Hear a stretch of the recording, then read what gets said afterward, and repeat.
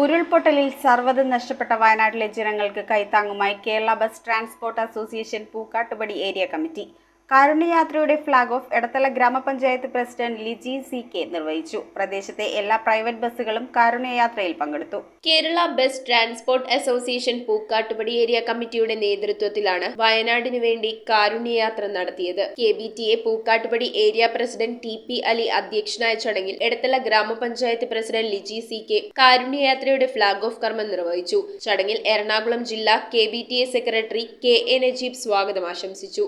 KBTA ജില്ലാ president Balakrishnan Kuruvath, Edathala ഗ്രാമപഞ്ചായത്ത് vice president M.A. Abdul Khader, Vazhakulam block വികസനകാര്യ standing committee chairman Azeez Moolayil, ward member M.A. Noushad, KBTA Pookkattupady area secretary Navas Kadetheri എന്നിവർ ആശംസകൾ അർപ്പിച്ച് സംസാരിച്ചു. പ്രദേശത്തെ എല്ലാ പ്രൈവറ്റ് ബസ്സുകളും കാരുണ്യയാത്രയിൽ പങ്കാളികളായി. News bureau, Aluva.